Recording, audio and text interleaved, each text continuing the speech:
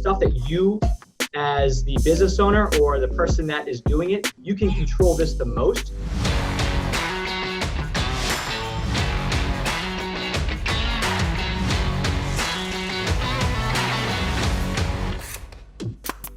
Hey everyone, please welcome me in joining Logan Shinholser. Logan, I said that correctly, I hope? Yeah, super German. Shinholser, it's good enough. Shinholser, perfect. Yeah. Logan, today's Academy lesson is about SEO, and that's a topic that's super important. That said, we're going to be talking about 5 SEO, on-page SEO, specifically best practices. I'm super stoked, excited to get into this. For those of you who don't know Logan, he runs Full Sail Marketing, a marketing agency that helps people design and build websites. You do marketing audits. Logan, I'm sure you'll touch on a couple other services that you guys can offer there, but ultimately you are a marketing practitioner, and today we're going to talk SEO. Logan, as an individual, your background, I know you used to do swimming. I know you did a small stint with the military. Maybe you can talk to us a little bit about that, and you're an all-around good guy. So let me hand it over to you, Logan, let you tell us a little bit about you, and then we'll get right into it. Perfect, man. Well, I appreciate that. So yeah, just a real brief background, because I know we're here for the, how to grow your contracting business and less about me, but to give you a little bit of credibility. I grew up where my dad is a contractor. He actually does ponds and waterfalls out in the DC area. And when I graduated college, I had this whole grandiose dream of joining the military, and I needed something to do between college and the military. So every summer I would work out in the field, digging ditches, all that stuff for his company. Well, after that summer I graduated from college, he said, Logan, I need somebody to run the marketing. We have a marketing company that's just not really doing it. Do you want to try this while you train for the military? So I said, sure. So for about a year, I just did all of his marketing. Honestly, exactly what we're talking about today was the way that I helped him with his pond company grow from, we have no idea how many leads, to 200 a year, to 340 to 512 year over year, all just by providing value. Military, I was actually in I went to BUDS, which is training for Navy SEAL program. There's a week of it that's called Hell Week that I learned the hard way what it really entailed. So I didn't make it that. Rang the bell if you've ever seen any of those movies. And that was one of those moments where I really realized that no matter what your background is, no matter how much you want something, if you don't actually go out and take it and be proactive and not reactive, always on the offense, not on the defense, it's not going to happen. And I realized that the hard way, and it was too little too late at that point. But now I'm trying to really help contractors understand the whole idea of, if you really want this thing to work, go out, take it, versus just letting life happen to you. So that's kind of my background story. I like that. I love that. And so you're a competitive guy. You like to win. This is great. Let's get your screen shared and jump into this presentation. I know you got something awesome lined up for us. Cool, man. So let me go ahead. All right, guys. So today, and Mark, do me a favor before I jump into this. If I start to nerd out because I love this stuff, stop me. Logan, we have no idea what the hell you're talking about. Call a timeout, and I'm good for that. Is that cool? Yeah, that's absolutely cool. And maybe, Logan, I know what you kind of have lined up here, but give the audience just a really quick, high level of primer on SEO, because some people, if this is really new to them, we want people to understand really what SEO is and the difference with the different types of SEO. Just talk briefly about that, and then we can get into it. Perfect. So what SEO is it stands for search engine optimization. So search engine is Google, Bing, Yahoo, things like that, where you're actively going to a website to search in their search bar to have the rest of the internet give you information. And the whole idea of what SEO is how do you actually, optimization, meaning how do you go in and critique or curtail things to show up in the search engines? Because Mark, as you and I know, the difference of being, if somebody searches for roofers near me, to be number one on Google, it's a lot easier to grow a business when you're number one on Google than if you're like page 5, right? I don't know about you, but I've never gone to the 5th page of Yelp to try to find a good restaurant. So being at the top is super, super important. And what SEO does, and when you do these SEO practices, is the goal is to grow your brand and actually start to rank and show up higher and higher and higher in Google. So when somebody searches for something specific to your company or your business or your industry, hopefully you're showing up at the top, which helps grow the brand, but also allows prospects and people who are potentially looking to buy to find you much easier. So that's SEO as a whole. The one thing that I guess get across enough is SEO. The way that Google really works is Google's all about trust. And just because you have a brand new website or you write a blog article or something like that, and you release it out into, or you make it go live, Google doesn't really necessarily know who you are. And if they do know who you are, they may not know what this new website's all about. So just like when you're doing networking groups or BNI, for example, when you first walk in and you meet somebody for the first time, they don't automatically trust you and start sending you leads and work and things like that. And that's exactly how Google is. So just as a little caveat to all this, SEO is a much longer play, meaning there's a lot of factors into this, but I always tell people when it comes time to SEO, you're really looking at like a 12-month game plan for all this, because I see it all the time. And I even did this myself with my dad's company. I'm a very impatient person where I'm writing these helpful blogs and these helpful articles thinking, wow, okay, this is going to be number one in Google right off the bat, and we're going to get all these leads. And it just unfortunately doesn't work like that, because Google has to build trust with you before they decide to show it to those searching for you. Right. And I guess, in Google's eyes, the technical terms, domain authority, page authority, things like that, number of links, who's pointing to you, all that kind of stuff. We don't need to get technical, but that's really what Google's looks at. It's like a popularity contest, right? That's exactly what it is. It's all, so if ESPN right now writes a new article on the Anthony Davis trade, well, it's probably going to be number one because Google knows ESPN's pretty credible. So it's much easier for stronger websites like that to be at the top of Google for whatever topic they write about. So that's the goal of for your business. If you're a roofer here in Charlotte, the goal is to get you so strong that by the time that you release whatever article you want, you're at the top of Google because they trust you. So that's like the overview, I guess, of how I would put SEO to a contractor. Does that kind of make sense, or did I go too much in the wormhole of marketing? No, I think that's great, Logan. That's right on. Perfect. Cool. So what I'm talking about today is on-page SEO. And you've got three aspects of SEO. The main one that we're talking about today is on-page, meaning when you write a blog article or you have a page on your website, it's all about a certain service you provide. Everything that you put on that actual page, that is called on-page SEO. You've got something called off-page, which not to go too into what that really all entails, but like with that popularity contest, the way that you get ranked higher is by actually having other websites link to you. So for example, if, let's say you're, again, this roofer and Home Depot links to your website, like a hyperlink, and says, hey, check out this article all about roofing, types of roofing options that you can have.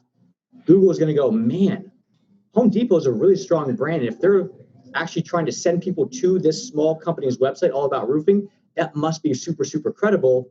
Let's go ahead and bump that article up a little bit higher. That's off page. So that's just an overview. We're not talking about that. And there's a final one called technical. We're not even going to touch on that because that's like very yeah, that's like, we're not going to go into that. But on page, I like this because this is stuff that you, as the business owner or the person that is doing it, you can control this the most because you're actually the one that is doing the work and putting the work there on the page instead of relying on other people to do, to link out to you. So you're going out and being on the offense with this versus just hoping that people, kind of give you credibility with those links. So today we go through 5 things that are just effective, straightforward, best practices right now for SEO to try to get you to rank a little bit higher. Cool? Yes, sir. Beautiful. So there you go. All right. So to go over it all, there's going to be 5 parts. And the first part is just, I want to show you how Wikipedia does this. Because what we're talking about today, Wikipedia does a fantastic job with their SEO. Let's say you want to search up the Queen of England on Google. Guess who's going to come up at the top? Most likely Wikipedia, because they've mastered this. They know how this all works.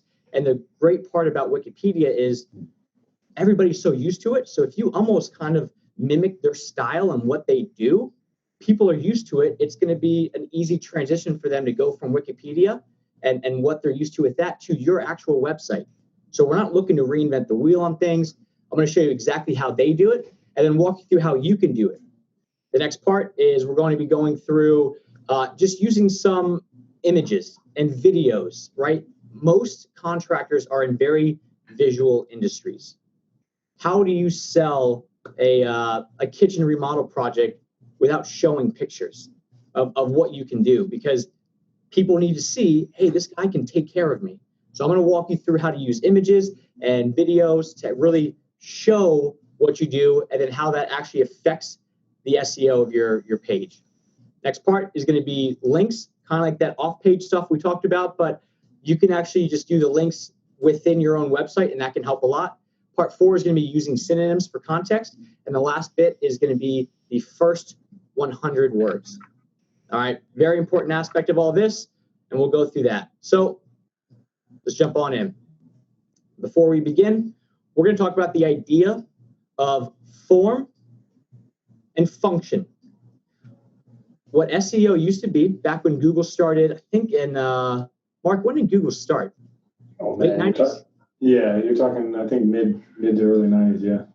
Oh, even further back than I thought. Okay, maybe it was Amazon that was 96. But with Google, it used to be all about the technical side of things. So, you know, let's say we want to talk about the topic of just back on that kitchen remodel, right? You want to talk all about kitchen remodeling here in Charlotte. Well, how it used to be in the day was the more times in, let's say, your website or a page, you use the words kitchen remodeling, Google would go, man, this company is using this word like 50 times. They must really be all about kitchen remodeling. Let's show them at the top. And it was all just very function, right? Didn't look very pretty, but as long as you hit certain metrics, they would push you to the top. Well, just like with anything in life, once we understand how much design comes into this, that is now starting to almost trump the function side of things. So we're going to talk about that today, but it's like, this is actually the house I was growing up, this picture.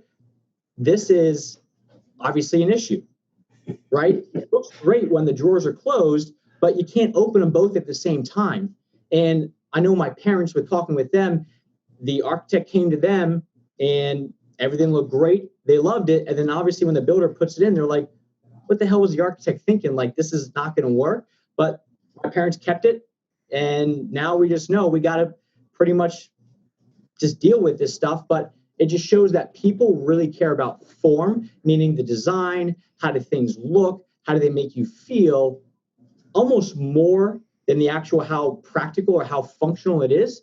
Because when people come to your website, you have, I think the stat is 50 milliseconds for them to decide, how am I going to feel about this company? Do I trust them? Do I distrust them? And then from there, if they trust you, now it's yours to lose over the course of the rest of them browsing through the website.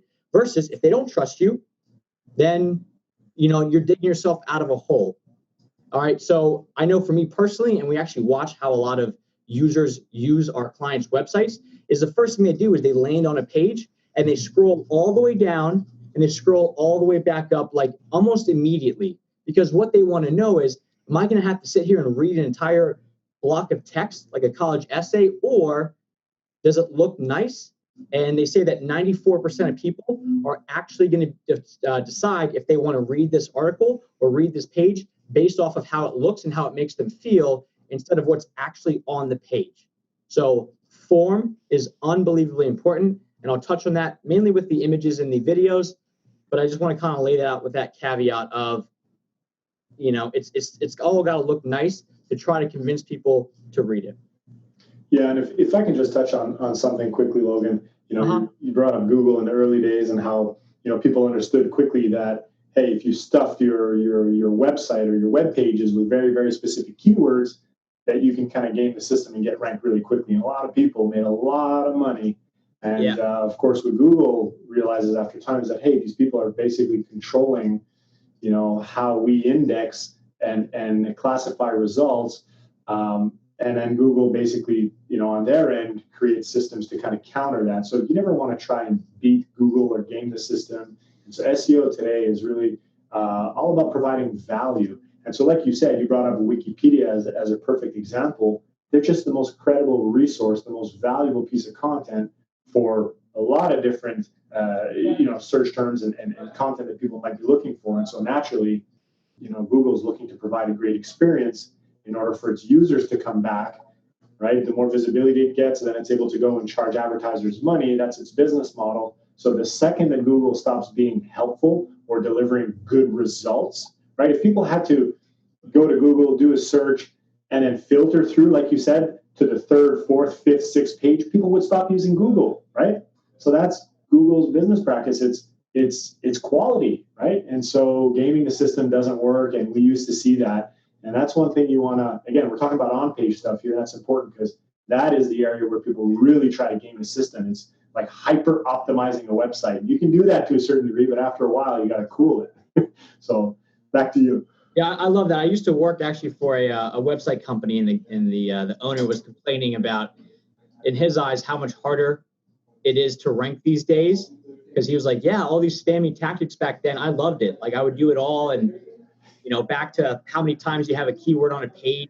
What people used to do is if you have a white background, they would then cloak the keywords. Yeah, they would cloak it where they would put white text of that keyword over and over and over. So the user couldn't see it, but Google would go, man, they're just running a lot of cool tactics. But Google's so smart, they're getting rid of all those. So now it's just all about being genuine and just being valuable. So let me walk you through how Wikipedia does it. And the first thing that we're going to be talking about is headlines and subheadlines. And here's why headlines and subheadlines are important. It will help break up the text into categories or themes or topics. Because think about it, I just pulled up Arnold Schwarzenegger, right? I actually just learned recently that he used to be a paver. He used to lay patios and stuff like that out in LA. Had no idea, so I figured it was kind of a fun one to do. But with this, again, with people scrolling really fast up and down, when you have headlines and subheadlines, things that will break up the text, maybe I'm just trying to learn all about Arnold's life as the governor, right? If I have to read through just a massive block of text, I don't know. I'm going to have to read every single line to figure out, okay, now they're starting to talk about when he actually starts, to do all the political stuff out in California. But by breaking it up, it allows people to quickly get to the section that they are truly interested in. And the easier you make it for people to find exactly what they want, the more likely it is that they're going to have a good experience on your page, right? Because everybody's too busy.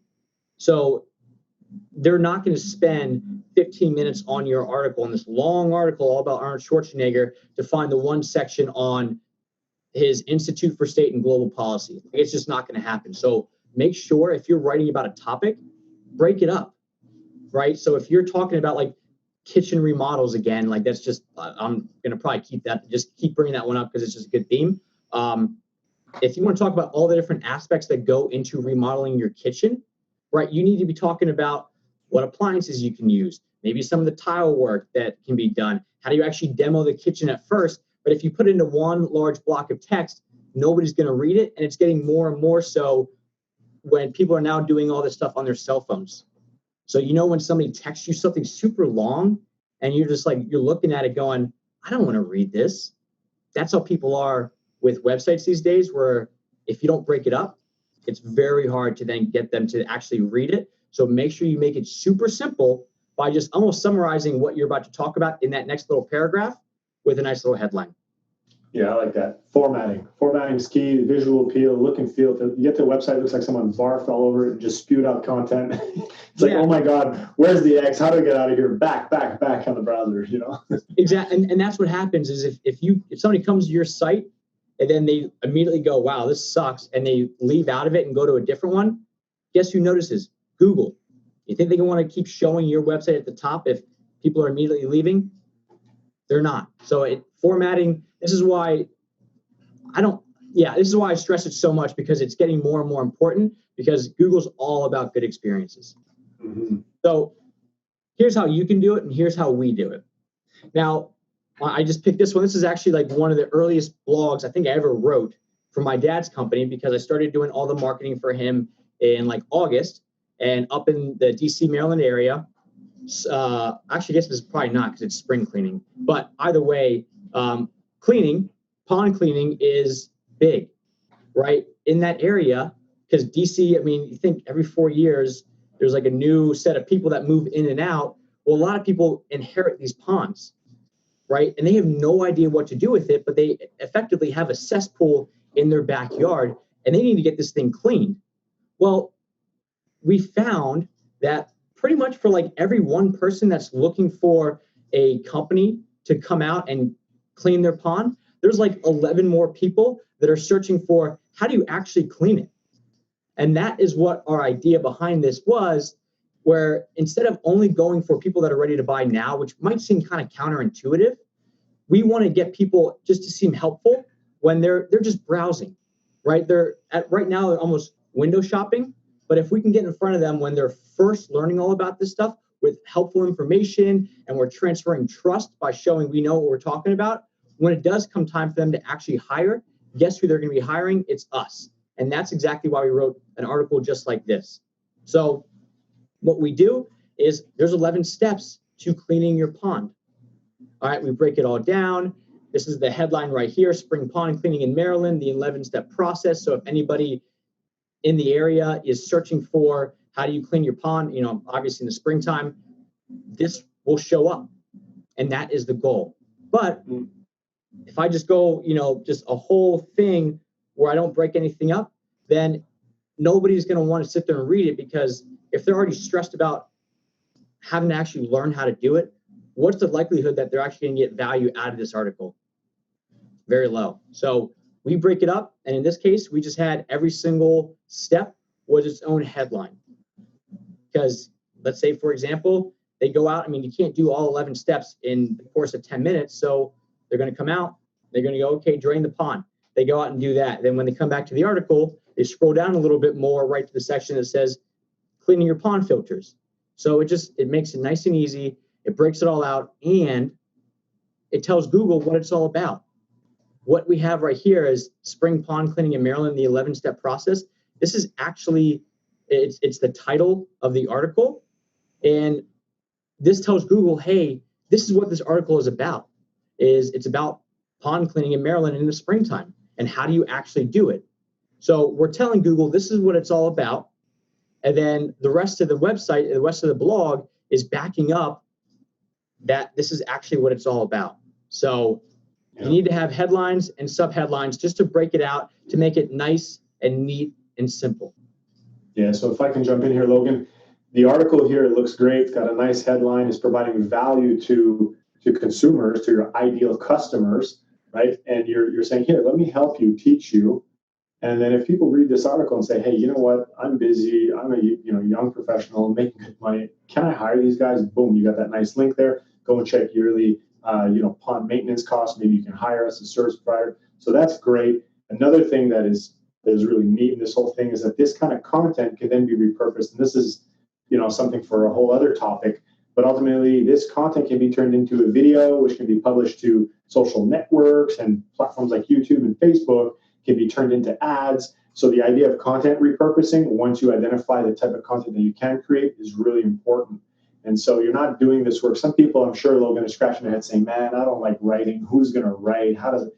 And it doesn't need to be that complicated. I don't know, Logan, how long this article was, but I know you've written a lot of articles, and it's had an impact on your business, your father's business.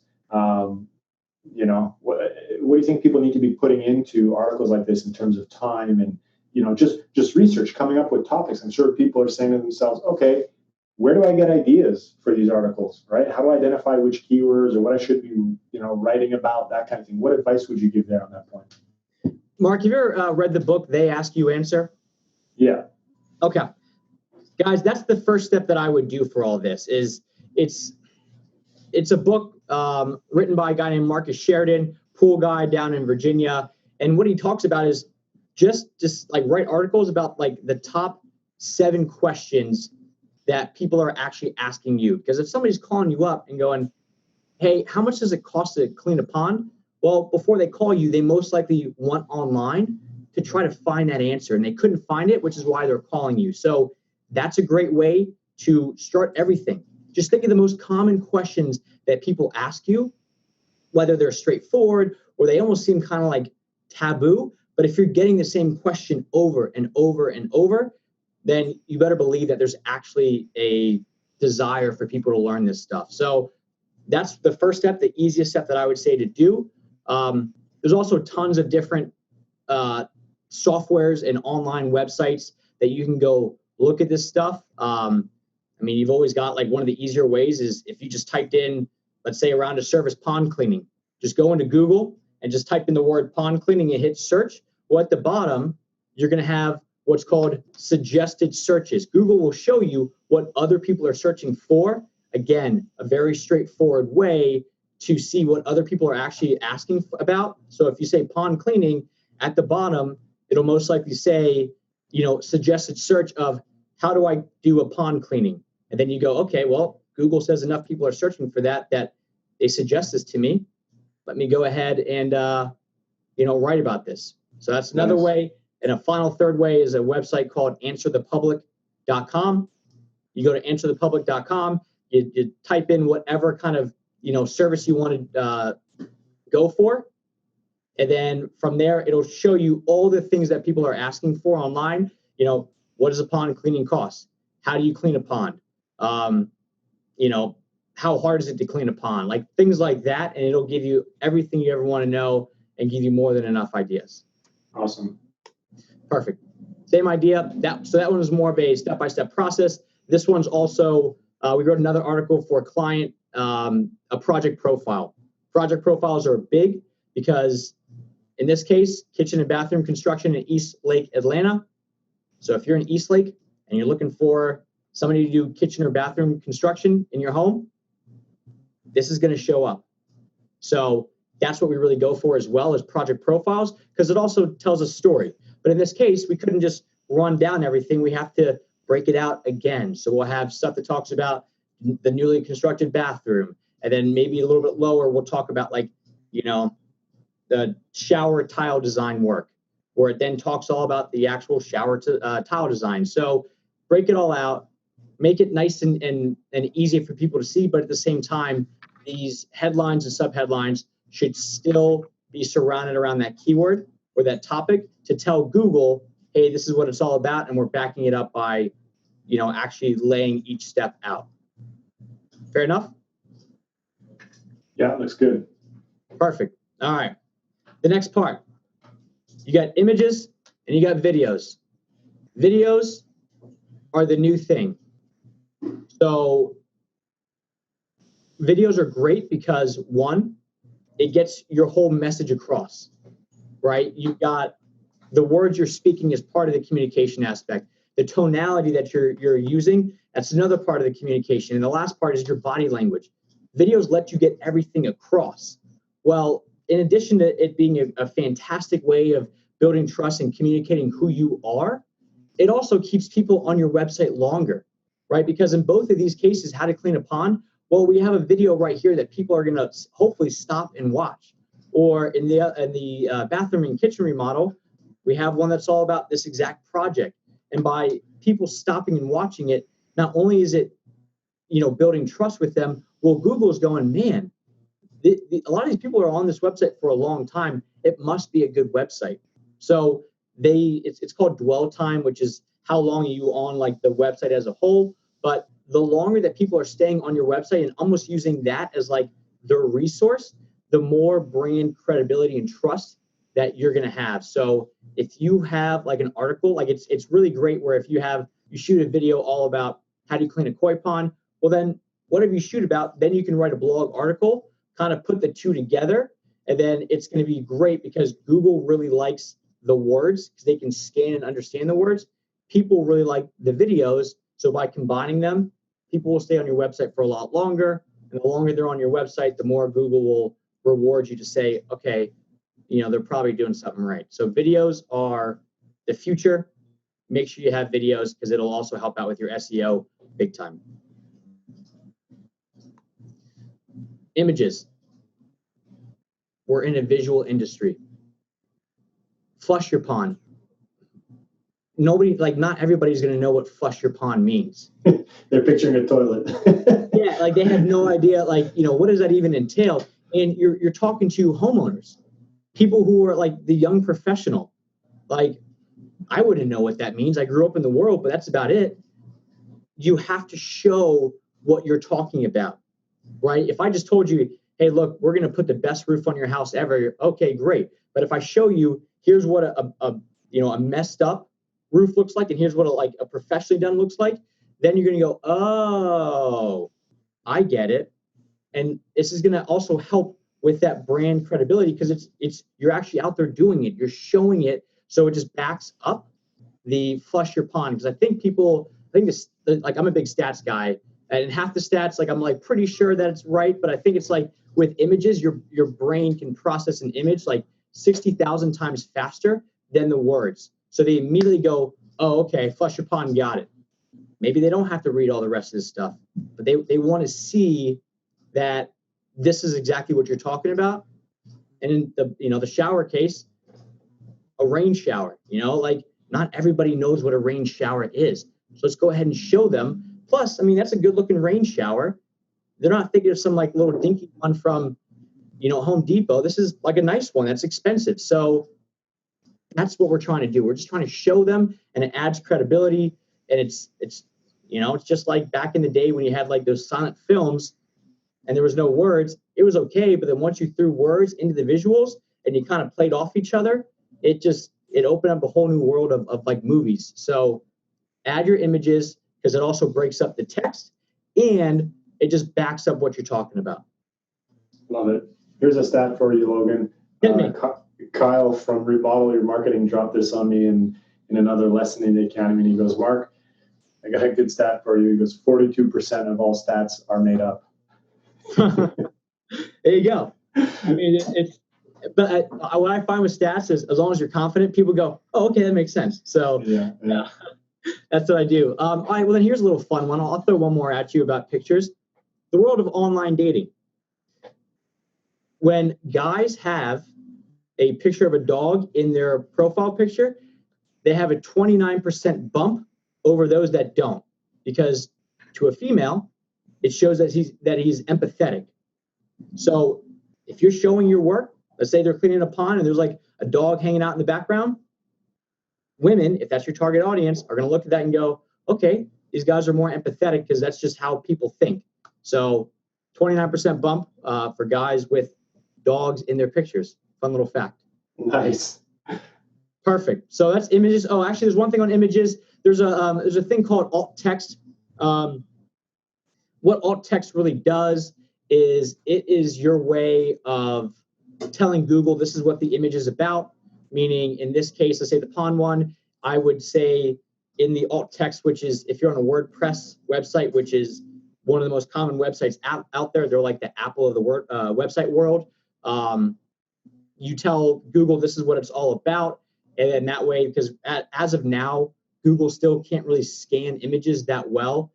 I don't think it's that far out until they have the technology to do it, but you can tell them, hey, Andrew from Premier Ponds is flushing a pond in so-and-so Maryland, right? So just describe it. And then that way with some people who are also blind, if they don't see images on their computers, the computer can actually read to them what the image is. And that's really why it's useful. So make sure you have your alt text in there.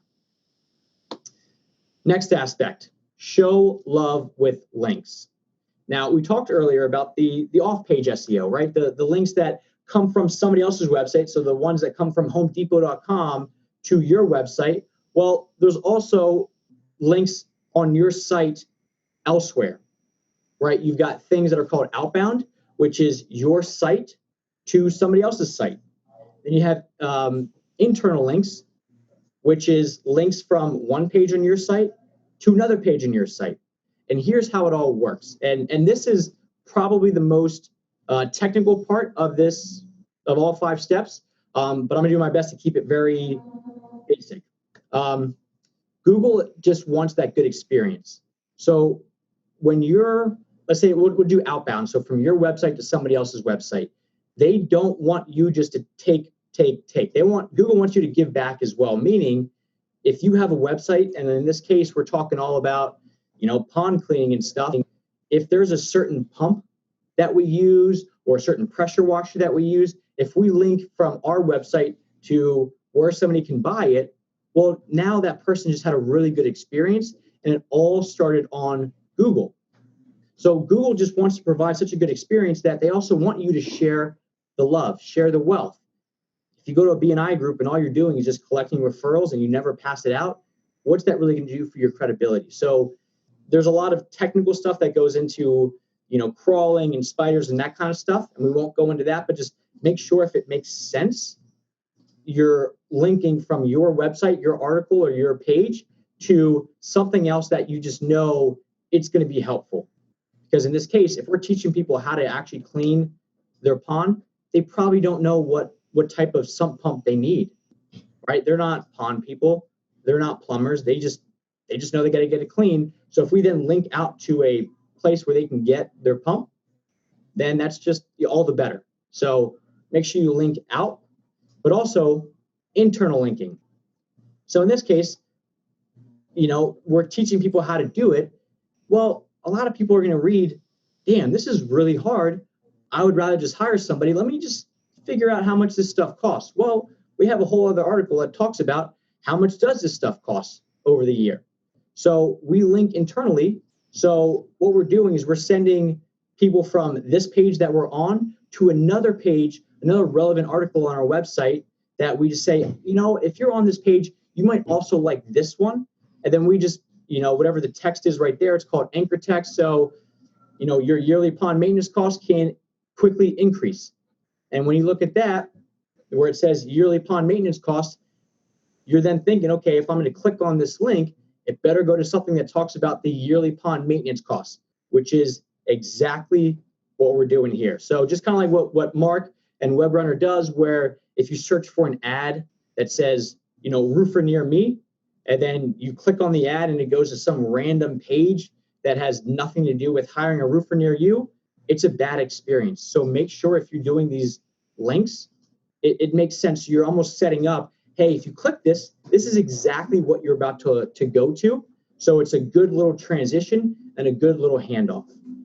Yeah, I mean, essentially what you're doing is you're giving people a way to navigate through to other sections on your website that are relevant to whatever it is you're talking about there.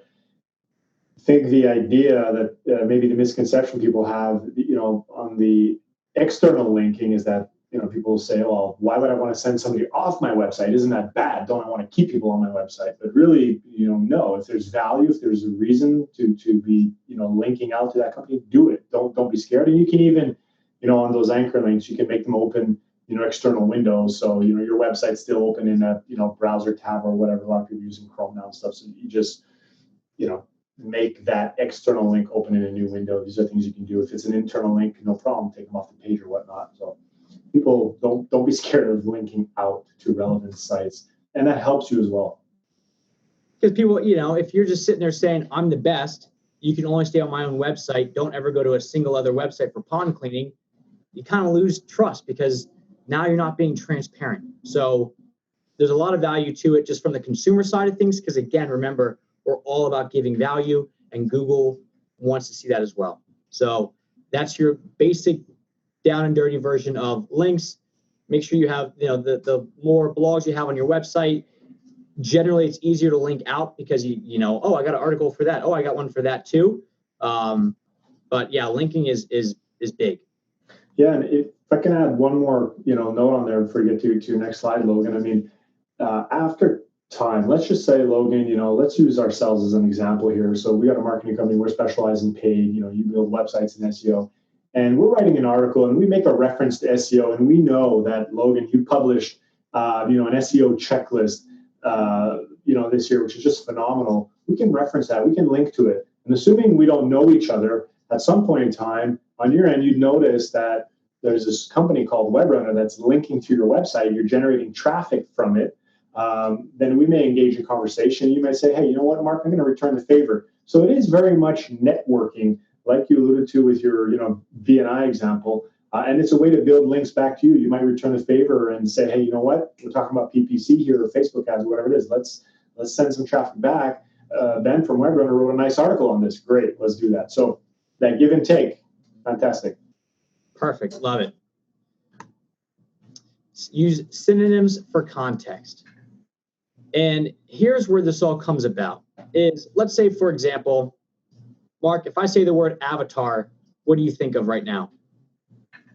Well, two things. I think customer personas, if I've got my marketing hat on, your ideal customer, persona, that kind of thing. And I also think of the movie with the big blue characters by Cameron. Different things, right? Yeah. So that is what we're talking about here, because they're so different that you need to build the rest of this around what we're talking about. Because people, roofer, that's a pretty straightforward one, but like outdoor lighting, in this case, let's say, for example, we're doing, outdoor lighting is outdoor landscape lighting, low voltage lighting, things like that. We're not talking about spotlights that shine up in the sky outdoors. So by using synonyms and things that, are around the topic as well, then Google's going to go, okay, this kind of outdoor lighting, I got you. This kind of avatar, the movie, not the customer persona or like the little cartoon that you make of yourself on Wii Sports, right? So it's you using the synonyms for context for both the person that's reading it, because you don't want to use the exact, like if you're really going for, let's say the outdoor lighting one, if you just say outdoor lighting the entire time, like it just gets repetitive and it seems robotic, right? The way that you would describe what you're doing or who you are or the topic, you don't want the exact same thing over and over and over. Like pond cleaning is different than pond maintenance, which is different than koi pond, being cleaned, things like that. So mix it up, because otherwise it's too much. Plus it looks kind of spammy, because if you just say roofer, we're the best roofer around Charlotte. If you're looking for Charlotte roofers, make sure you call us, because we'll be the #1 roofer to call you up and get your roof situated, because we are the best, so it's too much. So use synonyms around it, because it gives context to Google to let you know exactly what you're talking all about. But at the same time, you're also making it a little bit more conversational and informal to those that are reading this to go, oh, okay, like they're more human, they're not robotic, they can communicate, because that's really what people want. Yeah, and I think this comes back to, again, the way that people used to try to optimize websites is very, very old school. But you get to a page loaded with content, and the thing that jumps out at you is all the anchor links on the page. They're in bold. They're at the beginning of the paragraphs. It's the same keyword shown 50 times on a page. Like, guys, you don't need to go to that extent. Google gets it. They're able to understand the context of your page or your website as a whole, the architecture. And there's a lot of other things we can get into with submitting your site maps and structure your website and all these other variables. But Google gets it. You don't have to, go to that extent, right? So that's great. And another thing you can use, again, going back to Google, put your keywords into the search box, and you'll get ideas there for terms that you can use in our industry. Hey, if we're working with replacement contractors, remodelers, we got home service business, home improvement companies, contracting business. We use all these terms interchangeably, and ultimately, at the end of the day, people and search engines know what we're catering to. So. Google's smart, man. It's like unbelievable how smart they're getting. So, and everybody's going to search for stuff differently. So if I'm looking for a roofer, maybe I'll say roofing contractor. Maybe I'll say roofing company. maybe I'll call them a specialist. I don't know. But by using different synonyms, it also allows you to, instead of just maybe showing up number one, like if this one article shows up number one for the word roofer, if you start using roofing contract, roofing company, and you sprinkle that in there, you have a good chance of also showing up number one if somebody searches for roofing contractor or roofing company as well. So you can now rank for different keywords all around the same topic, but everybody's going to search differently. So don't pigeonhole yourself into just roofer. Use other synonyms that will also help you rank because everybody searches differently. Hey, Logan, my Yes. internet seems to have just crapped out here. I don't know if on your end it was the same thing. If you could just go back to where you said maybe for one article, literally just the past 15, 20 seconds in case we need to chop it. Beautiful. Yeah. So with having these synonyms, everybody searches differently, right? Just like how everybody buys differently. If I'm looking for a roofer, I might not necessarily type into Google roofer. I might look for a roofing contractor, roofing company, roofing specialist. And the idea is that if you're actually using these other words in your articles or on your pages, well, that one article could show up at the top of Google if somebody says roofer or if they say roofing company. So you can actually rank for multiple keywords. So it's, depending on what they're looking for, you don't have to recreate the exact article over and over and over. You can just do one article, have all the different synonyms all around roofer because it's really all the same thing. So Google's smart, they're getting better, but make sure you're doing yourself, giving yourself a little bit of help on this. Use synonyms because Google can rank you the exact article for different keywords. Yeah, and Logan, you probably won't like this statement, but a term we used to use here internally for ourselves used to say is, the best SEO is no SEO. And that just means, stop thinking of search engines, think of human beings first. So if you're reading an article and it looks like it was deliberately written just to, satisfy robots, you've done something wrong. You're talking to human beings here, so your stuff needs to be well written, well worded, and naturally you wouldn't use the same words over and over and over and over and over. So it's pretty simple at the end of the day if you think about it that way. And the best part about all this is it's funny, when I first started, I was like pretty uncomfortable with it because I was looking for all those silver bullets, all those hacks that people tell you to do. But I realized that some of those articles I wrote 5 years ago, they had like none of this stuff in it. The linking sucked. They didn't have any pictures, but because I had no idea how to write, I just wrote like how I would want to read it. I even used like slang, like crazy, like, instead of saying going to, I would say gonna. Like, who would ever do that? But because you're speaking to a human, those actually stand the test of time. So when all these other pages that have all this very, we're writing this for Google, those all are gone. Well, guess what is still there is like my crappy 300-word article, but because it was just writing for humans, people get it, they like it, and you stay at the top, and you can weather a lot of these Google update storms. Yeah, and I think from a content standpoint, you want to write at almost a 3rd, 4th, 5th grade level kind of thing, right? You're not trying to, you're not doing your thesis here, or keep it simple. Yeah, you don't need to be the expert and just throw out big words just to confuse people. So, all right, perfect. So the last very tangible thing is the first 100 words. What this means is you want to, whatever you're going for, right? Whether it's spring pond cleaning, newly constructed kitchen and master bathroom, types of roofs, whatever you want to go for. If you put that keyword that we're going for in the first 100 words, you're way better off. Just the same way that if you put it at the beginning of a title. So if you noticed, let me go back a little bit. Right here, spring pond cleaning in Maryland, the 11-step process. Because we put the keyword at the beginning of it, instead of saying the 11-step process of a spring pond cleaning in Maryland, we almost spoke like Yoda. Spring pond cleaning in Maryland, and then the 11-step process. This shows Google, hey, this is like, we're really talking about this because we put this at the beginning of the titles and the headlines and things like that. Plus, if somebody's searching for, spring pond cleaning and this shows up first, it's a good experience because this is exactly what they're looking for. They're not looking for the 11-step process. They're looking for just spring pond cleaning. So that's exactly what we do is we try to focus on take those keywords or take whatever's most important and put them at the beginning, because that's what people are truly looking for. Because it doesn't really matter if it then says the 11-step process, the 7-step process, the 15-step process, but make sure you use your words at the beginning. And that goes for the first 100 words of the blogs or the articles as well, because if we're talking about, newly constructed kitchen and master bathroom, but we don't even mention it in the first 3 paragraphs, nobody's going to stay, because they're like, whoa.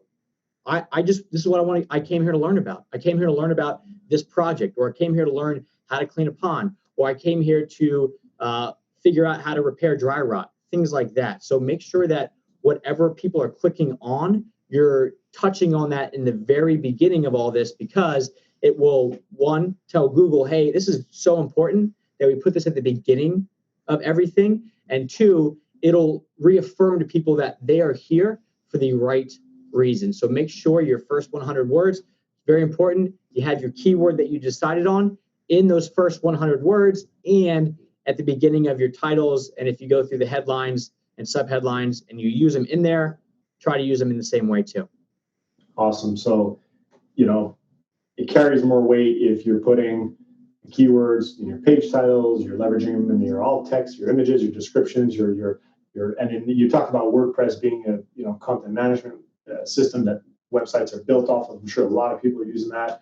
H1s, H2s, that's what those headings and subheadings are, and then your content. That's all great stuff.